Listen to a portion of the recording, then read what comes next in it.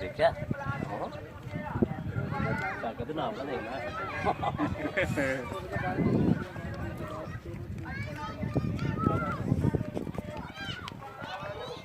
वाह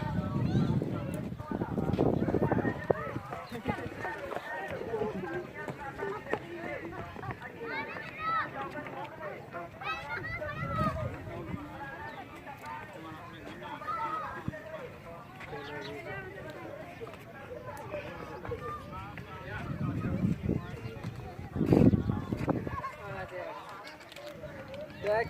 तेनू की करन दे अल्लाह दी